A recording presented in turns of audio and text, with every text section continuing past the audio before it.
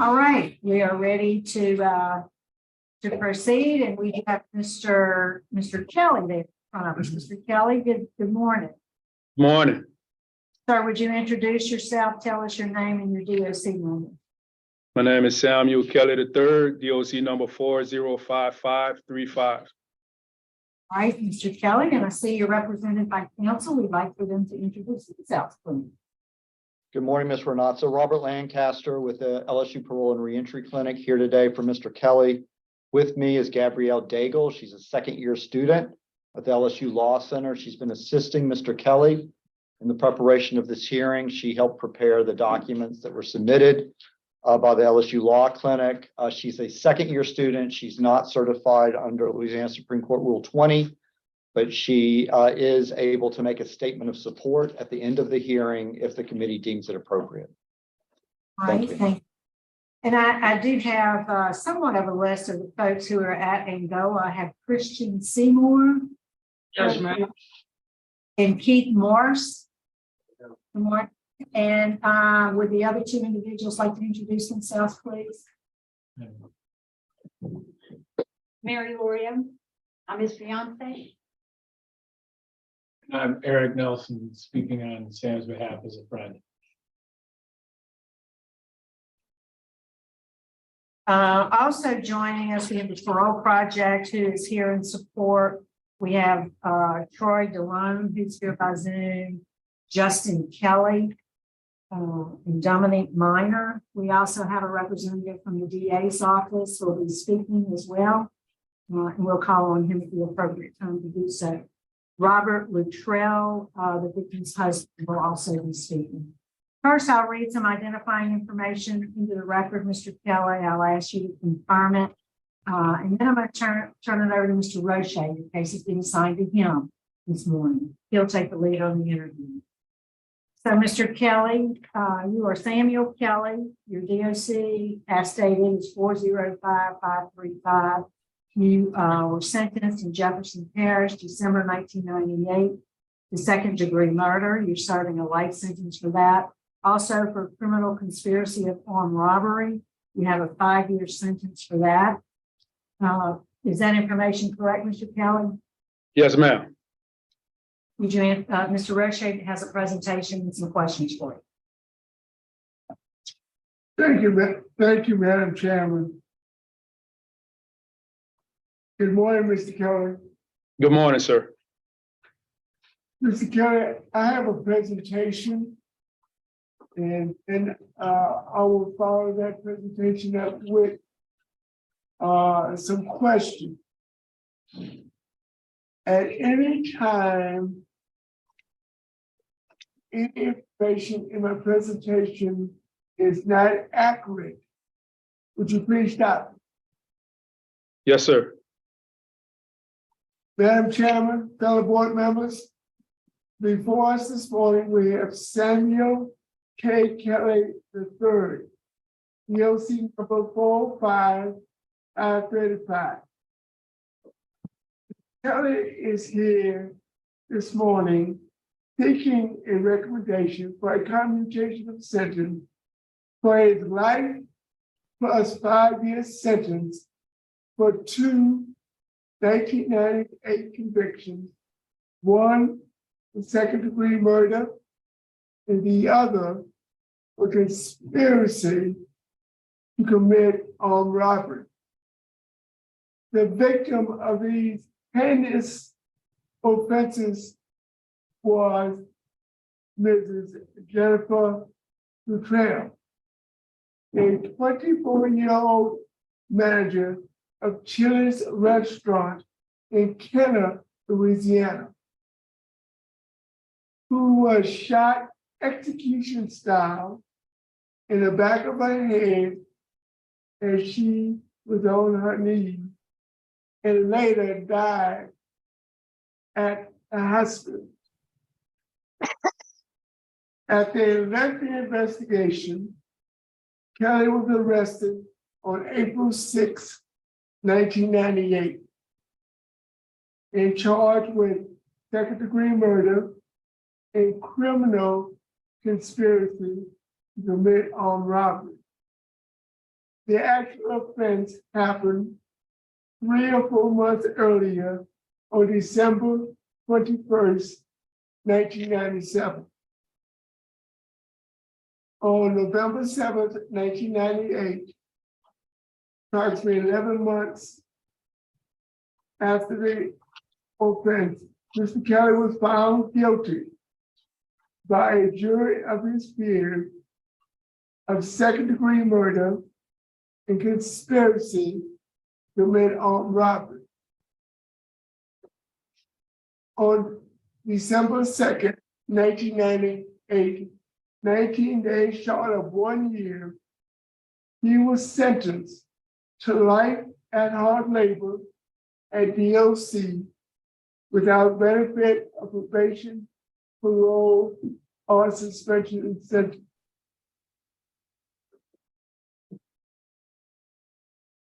He received 5 years for the conspiracy conviction to run consecutively with the life sentence for a total sentence of life plus 5 years. Mr. Kelly is currently 47 years old, relatively a young man, and he was 22 years old at the time of the murder. Mr. Kelly is a first felony offender with a relatively short criminal history. He has 2 arrests as a juvenile, one in 1990 and at the age of 15 by the New Orleans Police Department for armed robbery. In that case, he pled guilty to the first degree robbery and received 2 years sentence and 2 years active probation. In 1999, in 1991, he was arrested again by Jefferson Parish for theft of goods. He pled guilty and received probation. As an adult, on December 1st, 1997, he was arrested for disturbing the peace and disorderly conduct. There was no disposition in this case. 10 days later, on December 11th, 1997, he was arrested for no driver's license. Again, there was no disposition in this case. 10 days later, he robbed Chili's and murdered Mrs. Luttrell. He satisfactorily completed all of his juvenile probation. There is no indication that he's ever been on supervision as an adult. Opposition in this case comes from the Jefferson Parish law enforcement community and the Jefferson Parish DA's office. Mr. Randall Myers, the assistant DA from Jefferson Parish, is here today and will make a statement later on in this hearing. Jefferson Parish has also submitted a very strong letter opposing any clemency in this case. Also, we have opposition from attorney Robert Luttrell, the husband of the deceased victim, Jennifer Luttrell. He states in his opposition that he was only 25 years old and just graduated from law school, and Jennifer and he were just about to start enjoying their lives when she was murdered. Mr. Kelly has a low risk assessment. There's a low needs assessment. There's a high school diploma, a college degree in Christian ministry.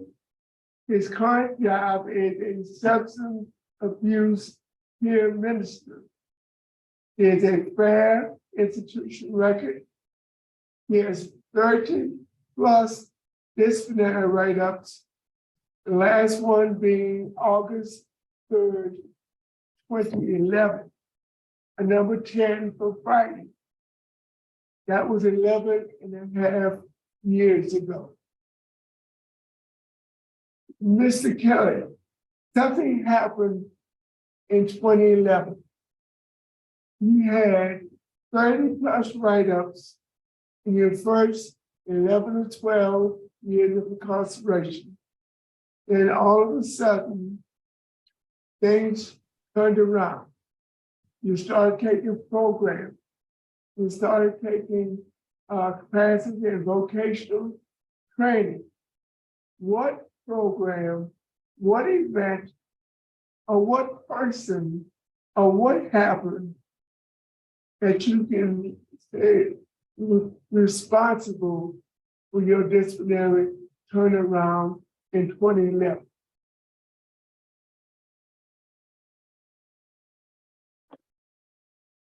Well, again, thank you, Mr. Roche and board members for having me this morning. Prior to, yes, 2011 is the last time I received a write-up, but actually it was in 2004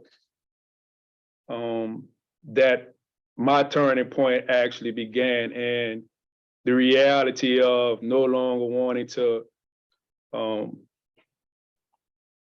violate the laws of the land were in my foresight. It was in 2004 that I had a spiritual awakening more than anything, that I actually surrendered my life to Jesus Christ.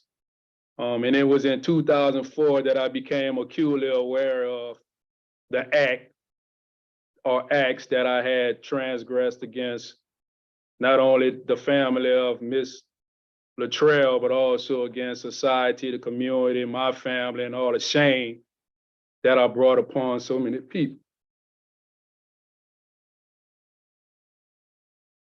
Okay, so actually, it was 204, and it took you to 211 to get it all together when you stopped getting write-ups and started taking vocational training.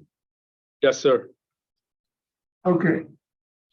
Programs completed, Thinking for a Change, Substance Abuse Program, Living in Balance, 1 and 2, the Angola Residential Substance Abuse Program, and Celebrate Recovery. Also completed anger management, $100 pre-release, Malachi Dance, Moral Compass, Victim Awareness, My Change Plan, and Getting It Right. And he's completed Compassionate Cultivation Training and Kairos Training. Faith-based program. There were many, but I want to mention a few. Lead Like Jesus, Experiencing God, Mind Like Christ, Spirit, Life in the Spirit, and Making Peace with the Past. He's also had multiple training in multiple vocations: welding, horticulture, landscaping, HVAC, small engine repair. He has several NISA certificates, and he has training with IC3 levels 1, 2, and 3. Organizational participation, New Men's Ministry, Malachi Dads, and Toastmasters International. He has multiple notes, statements, and letters of support from family and friends. His brother, Christian Seymour, Anthony Hingo, Mary L'Oreal, Annetta Moore, Eric Nelson, Chelsea Nelson, Andrea Wallace, Paul Mayo, Charles Amos, Keith Bayham, and Todd Streeter Jones. We also have letters from Dr. John Robinson of the New Orleans Theological Seminary, Ms. Laura Norton, the founder and coordinator of Compassionate Cultivation, Mr. Gordon A. Newman, founder of the New Men's Ministry, Frank Sparks, high school teacher, and Troy DeLone, a reentry manager. He has over 20 letters from fellow reentry mentors and 9 or 10 letters from mentees. He has multiple letters of thank you from DOC officials for participation in the reentry program. There's also acknowledgements from 3 articles that he wrote for the Angelite magazine. Transition plan. He has included 2 transition plans, one in Chalmette, Louisiana. He will be living with Mr. and Mrs. Moore and working as a dispatcher in their cooking company. As one to Parchment, Mississippi. I think he's going to be working for the Mississippi Department of Corrections. Mr. Kelly, what transition plan will you follow if and when you're released? Well, Mr. Roche, right now, the strongest transition plan I have is in Chalmette, working as a dispatcher with the trucking company of Mr. and Mrs. Kayana Moore. That particular transition plan would allow me to also tap into some resources that would allow me to take a CDL course. You're leaning toward Chalmette. Yes, sir. Mr. Kelly, I've tried to include all the essential information about your incarceration to assist my fellow board members in making their decision about your commutation of sentence today. But if I would include all the information that was given to me by your student attorney, all the information that was given to me by parole and probation, we would be here all morning and most of the afternoon. So I've tried to include the essential information. But I must commend you. You have served your incarceration very well. You have taken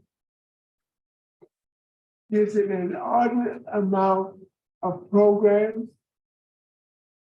You are vocational skilled in horticulture, welding, landscaping, small engine repair, organizational participation with the New Men's Ministry. You have done very well.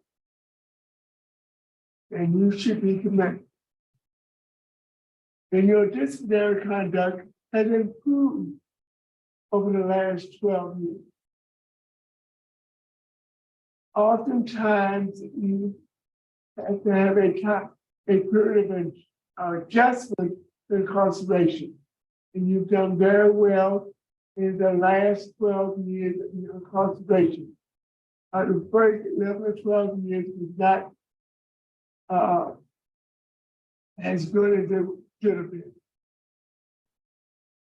Taking that into consideration, Mr. Kelly, I have some major concern about your commutation of sentence. And I will address each one of these concerns separately and give you a chance to make statements on my concern. Our first concern is that in all of your statements about these two egregious offenses in your application statement, in your interview with probation and parole officer, you stated you assisted in the planning of this robbery. You assisted in getting the guns for this robbery, but you never admitted to your participation in this robbery and the murder of Miss Mrs. Luttrell.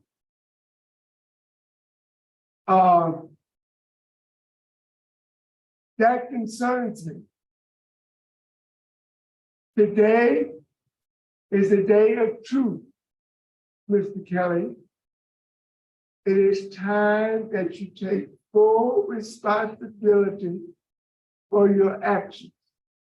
So tell this panel exactly what happened in the early morning hours of December 21st, 1997, at Chili's Restaurant in Kenner, Louisiana, and tell us who shot Miss Jennifer Luttrell in the back of her head as she knelt on her knees. Mr. Kelly. The early morning hours of December 21st, 1997. After making an attempt to retrieve another weapon for the sole purpose of robbing Chili's where Miss Jennifer Luttrell murdered, I left an accomplice's house and I went to the Chili's establishment. I sat in the parking lot and I waited for someone to come out the door. It was Miss Jennifer Luttrell. I had a gun and I escorted her back into the establishment and asked her where the money was. She proceeded to lead me towards the manager's office, to where the money supposedly was, and I had her at gunpoint by her head, with the gun pointed at her head. At that time, the alarm went off. I panicked, and I shot Miss Jennifer Luttrell in the head.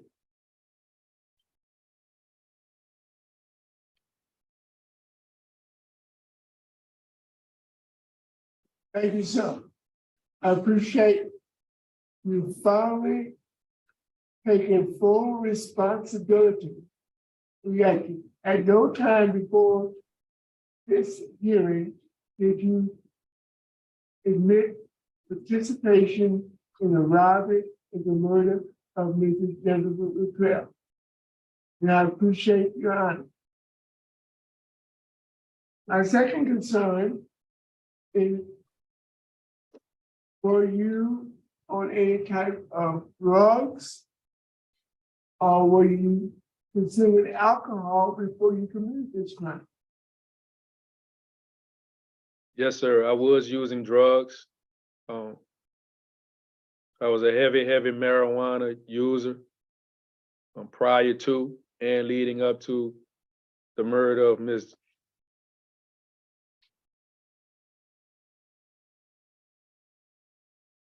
So you were heavily involved with illegal drugs. Is that correct? Excuse me. You Excuse me.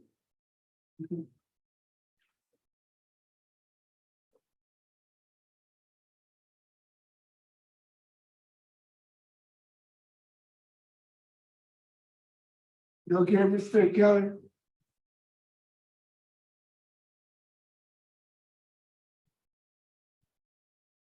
All right, how long have you been using marijuana?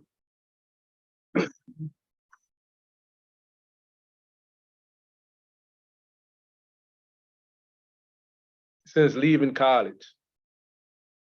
So 1997, maybe 4 years. Do you use any other type of illegal drug? No, sir. Do you ever an abuser of alcohol? No, sir. So that night you had smoked several marijuana cigarettes. I don't recall exactly how much I smoked that night, but I definitely was under the influence. My third concern is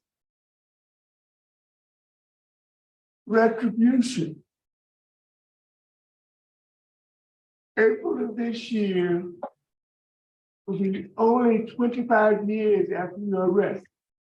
You were arrested on April 6, 1998.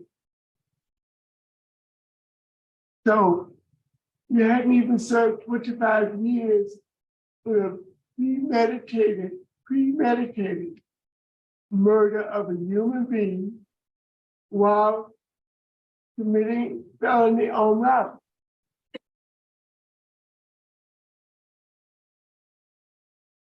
I'm of the opinion that 25 years is not sufficient time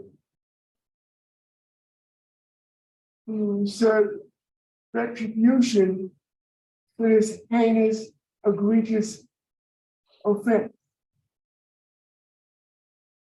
We have a husband who had just finished law school, and I imagine Jennifer was working at Chile, supporting her husband from law school, and they just graduated, and they were about to enjoy life for the first time. They were only 24 years old and 25 years old. And you've only served 25, less than 25 years for the brutal murder of Jennifer Luttrell. So tell me why you think 24 plus years is sufficient persecution.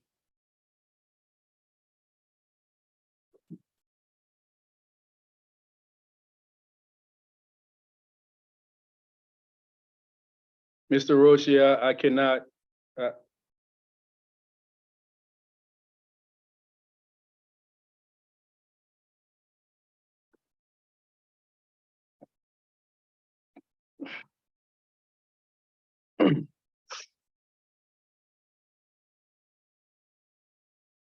I cannot fairly state to you that 25 years is a fair amount of time to be served for the murder of Miss Jennifer Luttrell. That would be unfair. But I can share with you that I have come to terms that I once had behaviors, attitudes that I exercised, choices that were very, very immoral. And I had a problem with it once I came to terms with it. I can tell you that I am disgusted and appalled at bringing so much pain to Mr. Luttrell's family, my family, and my community. I can tell you that it is the most unsettling thing that I've ever experienced. And I am disappointed. I can tell you that I'm disappointed because my family didn't raise me to turn out this way. And I can tell you that I've made every effort to change the mentality that I now detest and hate that played a part in separating Miss Luttrell from her husband, her loved ones, and her family. I can't tell you that, sir. Thank you, Mr. Curry. Thank you. Mr. Kelly, I will listen intently as this hearing continues. I will listen to your supporter. I will listen to the persons that are in opposition to clemency. And I will deliver my recommendation at the appropriate time. Warden Falgood, do you have any comment, remarks, or observations at this time? Mr. Rocha, you've been thorough on your questioning and your summary of what's going on with Samuel. I can add that he has been a Class A trustee since December of 2012, as well as being a mentor in reentry, moral rehabilitation mentor. Back a couple of years ago, he was chosen to be interviewed by the state police barracks, to go to state police barracks. He deferred that to continue working here with our new men program dealing with substance abuse as a peer supporter. So since 2021 as well, he's been a superior porter for our new men. He was initially housed in Walnut 3, and then on, although a dormitory style, he was in one of our cell blocks with open door to help with supporting these guys that are dealing with substance abuse problems, and he continues to do so. Thank you, Warden Falgood. Madam Chairman, I do not have a recommendation at this time. Thank you, Mr. Rocha. I will continue to evaluate the testimony given, and I'll make my recommendation at the appropriate time. Thank you, Mr. Rocha. Mr. Lancaster and Ms. Daigle, I have several people who've indicated they'd like to speak. So as you know, our rules allow for 3. Can you tell me who they'll be? We're gonna have Eric Nelson, who's president in Angola with us, as well as Mr. Christian Seymour, who's also present with us. Okay, and then we have also And Carrie Myers with Parole Project. so we'd like to hear from Mr. Seymour. You can stay where you are.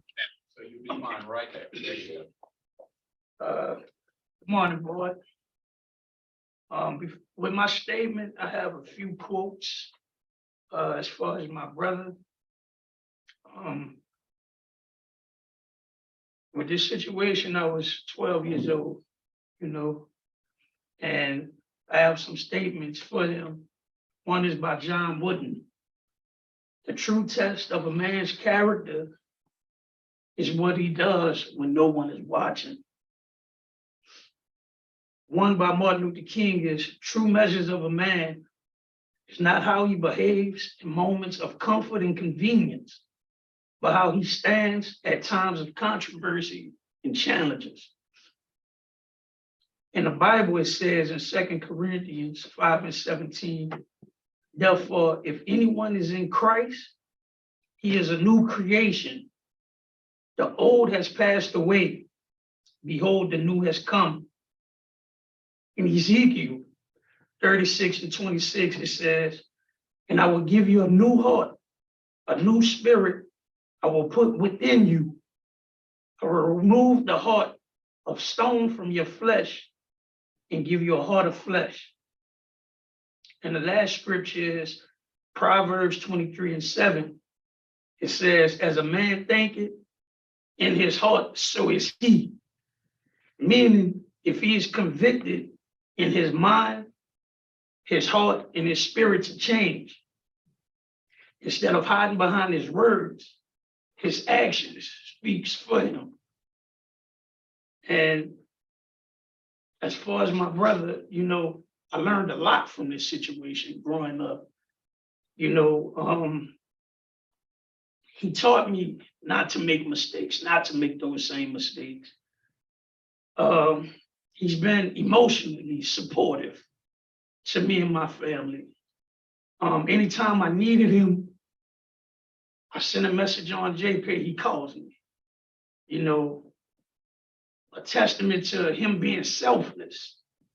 My situation, you know, is far better than his. And he put his emotions aside to tend to me and my family, to guide me through life. You know, because we both come from a fatherless household. You know, and a man that walked through those gates 24 years ago is not the man that you see before you. You know, he's loving, he's nurturing. You know, my kids are happy to talk to him. He asks about the kids.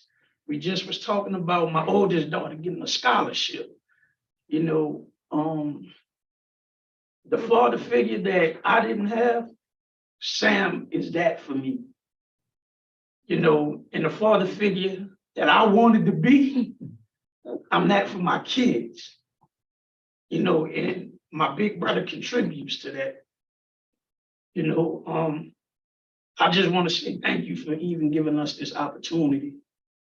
You know, this is something that we prayed for, you know, and we do send condolences to the Luttrell family from our whole family, because we have a spiritual background. You know, we wasn't raised that way, you know. And when it happened, I didn't talk to my brother for 11 years. 11 years, you know, and, you know, with time, you know, the Bible taught us to forgive, give grace, love unconditionally, love how God loves us, you know, and I do believe if Sam was given a second chance, you know, he can contribute to, you know, helping the youth get things together, you know, because we talk about that. How can we give back to the kids that's under us that went through this, you know, the same stories, you know, that's fatherless, who have fathers in the system, you know, and it starts with us having similar stories, being relatable to them, you know. Right. Yes, sir. Mr. Seymour, can you wrap it up for us so we can hear from Mr. Nelson? I'm finished, man. Thank you. All right, thank you, sir. Mr. Nelson? Yeah, thank you, board. I've got some prepared notes here because I didn't want to miss anything. And I come to y'all, I want to make sure you know I'm speaking as a human and I'm speaking as an educator. I'm a lifelong educator. So my wife and I came here to Angola to the art and craft show, and there this gentleman sat with a smile and a stack of books, is buried as a tenured professor. There was one on economics, one on art history, another on real estate. And we sat down next to this gentleman. It turns out his name was Sam Kelly. His intellect, his kindness and grace hooked us that first day for 3 hours as we had the initial chance to meet Sam. We shared stories and philosophies, and I had a depth of conversation with him that I've never had with even lifelong friends. And since that serendipitous meeting 5 years ago, Chelsea and I have not only remained close friends with Sam, but his family that I see on Zoom there today. His art hangs on the walls of our house and many of our relatives' homes. We take our own kids and our dog to go see Grandma Betty, who I see on Zoom, and his Aunt Robin often, and they impart the knowledge that Sam does on us and our kids as well. I want you to know decisions like you have to make today, the four of you, is one that I take very seriously as a lifelong educator. I've been doing it for 27 years as a teacher, as a principal, as an assistant superintendent and central office leader. I've visited 350 schools. I've been in 1,000 classrooms, and I've hired 200 to 300 teachers and principals. And so I, like you, have faced with every one of those times is like, I have to read people. I have to get to the truth like you're getting to today. And I have to think, are they moral? Do they have the capacity to grow and be better? Are they selfless? Are they empathetic? Can they be trusted? Do they continually strive to be better for the greater good in their community? And through my personal interactions with Sam, after seeing all these other educators throughout my life, being dozens of email interactions, talking to his family about him, talking to his brother about him, talking to Keith about him, talking to Mary about him. He proves to me that through his studies, you heard all of the various degrees he's gotten, through the mentoring that he's done here in Angola. To that end, I think he is that person that I would hire, that I would trust to be with the most precious resource in our community, our children. So I think that, and I think he deserves clemency today, but I want to tell you about even more people that I see. So multiple times when visiting here in Angola, we'll be visiting with Sam, and we will, out of the blue, hear the scream, "Sam Kelly, it is so good to see you." And someone will run up and give him a huge bear hug. And it's one of those mentees that maybe wrote one of those letters that you have. And they said, "If it were not for you, I would not be out. If it were not for you, I would not be thriving when I'm outside." And Mary has said the same thing, that every time she comes and visits him, that exact same thing happens. So I tell you, your decision today cannot be easy. Many eyes are watching. You're going to hear pros and cons. But I tell you, in my estimation, when it comes down to, is this truly a person that's rehabilitated? Is this truly a person, as you said, that's different when they came in these gates 24 years ago? And is this truly a person that you can believe the truth of what you're hearing today? Without a shadow of a doubt, Sam is that person. And that's why I wholeheartedly believe that he will not only, survive, but thrive when given this opportunity to continue to help others and make the community better, to make up for the things that were dark in the community prior. And he will make a difference. So thank you for giving me a chance to speak today. Yes, sir. All right, Pro Project, Mr. Myers. Yes, Kerry Myers with Louisiana Parole Project. What you've heard is kind of a synopsis of everything that I could say about Mr. Kelly. We are certainly prepared to offer Mr. Kelly our support in Parole Project. We are here to help him transition 25 years. Obviously the world has changed. We are here to give him all the tools and the support he needs. There is little doubt that Mr. Kelly is a person who can be a productive member of society, one who gives and doesn't take, one who makes a difference in people's lives. He can never undo his actions, but I think that you have seen his sincere remorse and his own his own disgust at his own actions, but it's something that has made him grow into the person he is today. And that's why we're here, to look at who this person is today. 25 years, is there anything at all that more that can be done for continued incarceration of Mr. Kelly? Is there any benefit to it? Can this man be a better asset to our society, giving back? Should this board give him a recommendation? And Parole Project is certainly here to make sure he does exactly that, to give back. So we just ask this board to grant his recommendation today. Thank you. Now we'd like to hear from Mr. Robert Luttrell. Thank you, board members. On December 21st, 1997, Nathaniel Culberson, Houston Jackson, and Sam Kelly murdered my wife.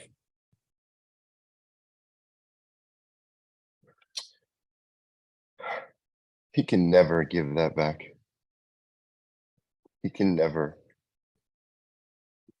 ever pay for that. And all the nice people that say all the nice things about him, his brother, yeah, you get to talk to him. You get to talk to Sam Kelly. I can never talk to her again. I can't. My mom can't. My dad can't. My little brother can't. Her mom, her dad. Never again. Ever can anyone talk to her again. He took a life from this world that was bright. And until today, I had no idea that he pulled the trigger. None. She was on her knees, shot in the back of the head, and left on the floor to die. There is no amount of time he can spend in prison that will ever make up for that. Took everything from me. That's all I have. Thank you, Mr. Latrell. Mr. Meyer? Good morning, Randy Meyer, Assistant DA Jefferson Parish. We're strongly opposed to his request at this time. Number one, as you just seen, is very strong victim opposition. You know, and a lot of the things I was looking at are the issues that Mr. Roche had brought up. You know, number one is the nature of the offense. Ms. Latrell was shot in the back of the head. The exit wound came out the front of her head.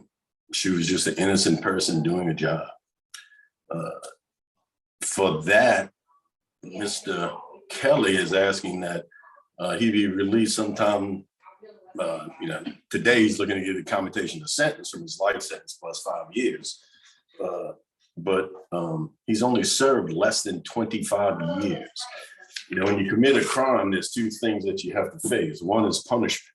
And I submit that less than 25 years is nowhere near sufficient punishment for the crime that was committed in the manner in which Ms. Latrell was shot. The other thing that you get when you commit a crime, you know, you go to jail for punishment, you also go to jail to try to get rehabilitation. And I think Mr. Kelly has done a good job with that. However, the big issue that I had is exactly what Mr. Roche was bringing up. Mr. Kelly has never admitted in his application for a pardon, in his communications with the parole officer during the clemency investigation, and then post-conviction proceedings that he has filed. He has never admitted to the crime. If you don't admit to the crime, you can't be rehabilitated. The first step is admitting to that crime, and he did that today. And to me, today is the first step in his rehabilitation, and he shouldn't be granted any leniency on the first day of his rehabilitation. You know, he admitted to planning a robbery and thus being responsible for her death. But as he stated today, he's actually the man who shot her. He went into the Chili's restaurant and he shot her in the back of the head. As late as 2015, Mr.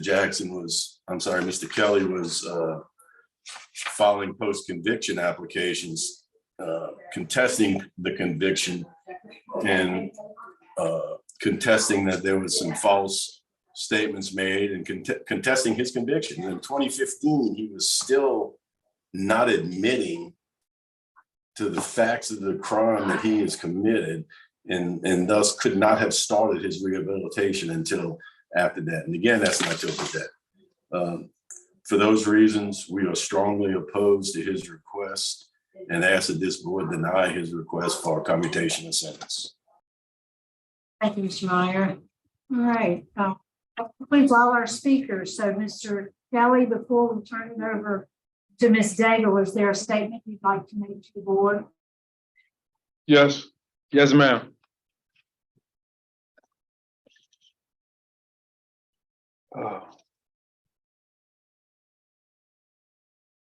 First, I want to say thank you again to every board member for granting me this opportunity to appear before you. In December of 1997, I willingly participated in the planning of the robbery of the Chili's restaurant where Ms. Jennifer Latrell was murdered. I killed Ms. Latrell after a series of selfish, senseless, and irresponsible choices.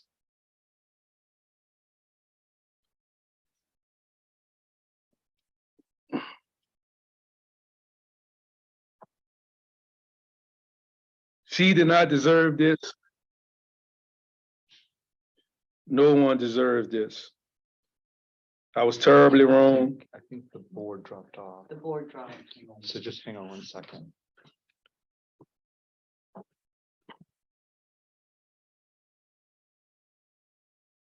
We're having an issue with our camera being on. If y'all would like to go ahead and proceed, we can go ahead and proceed. The board can see and hear you. Thank you, Francis. Thank you. I was terribly wrong and deeply regret every decision I made that led to her murder. I betrayed Mrs. Luttrell's family, and my community. Once again, I'm disgusted and ashamed of my attitudes and actions that caused so much pain, suffering, and trauma. My guilt is heavy, heart-wrenching. The truth of my actions broke me, of which I am truly sorry. I regret allowing myself to think that crime and violence were options for overcoming life's challenges. I hate the character of the person I once was. My senseless cowardice and fearful killing of Mrs. Luttrell proves that I was a moral failure during that time in my life. And I did need to be removed from society and receive corrections. Since then, I've given myself completely to every rehabilitative opportunity the Department of Corrections has to offer, educationally, spiritually, personally, and vocationally. And in furtherance of that, I've put forth every effort to give back. And again, I'm broken because I cannot give back that which I am responsible for taking.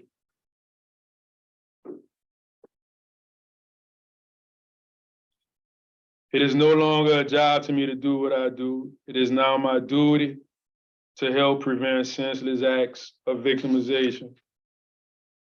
Again, I am deeply sorry, and I apologize for the pain and suffering I've caused in Mrs. Luttrell's life, my family's life, and the lives of so many.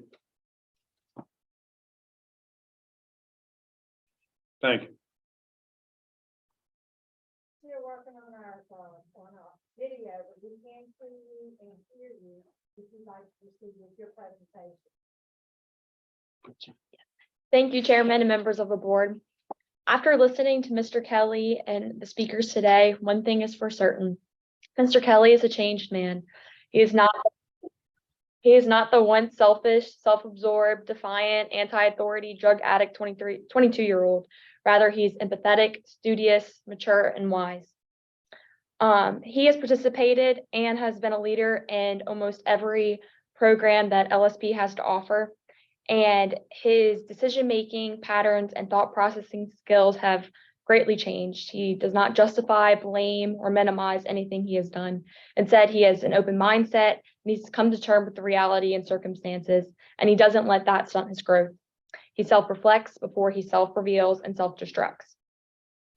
Mr. Kelly's growth will help him smoothly re-enter society because they are characteristics that are commended in society today. LSP has also recognized the characteristics that Mr. Kelly has because they made him a model inmate and he was able to speak at the Life with Other Possibilities in New Orleans Summit. Mr. Kelly has also mentored over 50 mentees, and they've all successfully re-entered the community, which is a true testament to Mr. Kelly's total transformation and rehabilitation. Over the past 24 years of time here at Angola, he's had time to reflect, grow, and prepare himself for a life outside if he is granted. And if granted clemency and release, Mr. Kelly will not just survive, but thrive in the community. He won't be an ordinary member, but he will be helping the community in every way he possibly can.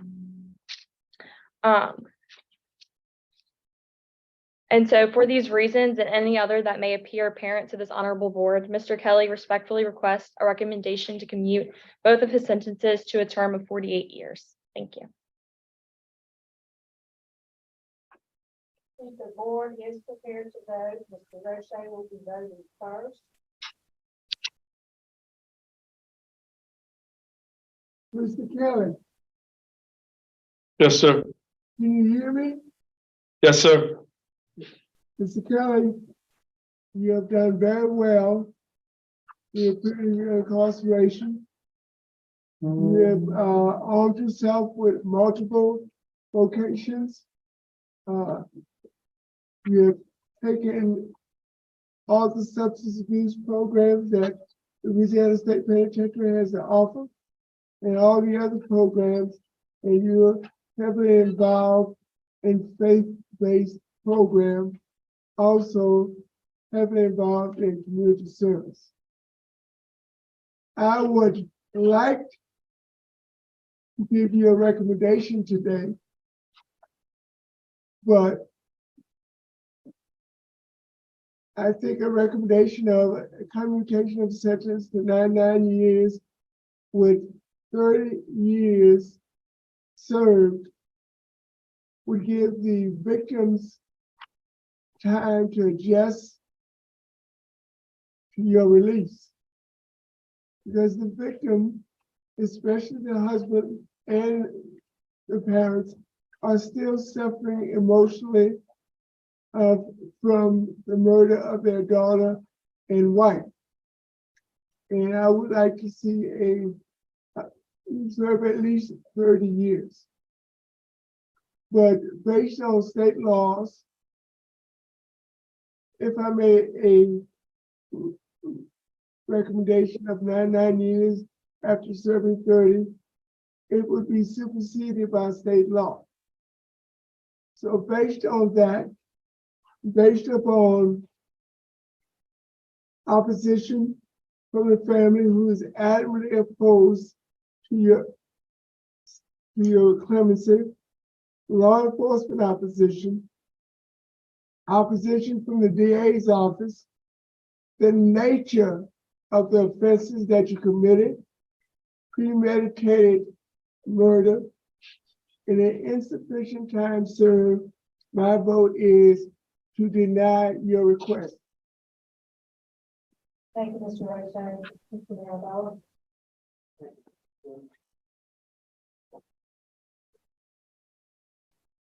Thank you, Madam Chairman. Mr. Kelly, as I review your file and as I listen to everyone who's talked today, no question, you're a changed man. You've done a lot of very positive things. You've helped a lot of people while you've been in prison. Those are all very, very commendable things. No question, the crime is a horrible crime. Victims are always suffering for what defendants do to them. I also feel that maybe 24, 25 years is not sufficient time. But you've done a lot. I vote today based upon all of the things that you've been able to accomplish, based upon the comments by the warden. My vote today would be to grant commutation to 99 years with immediate parole eligibility. So that would be my vote.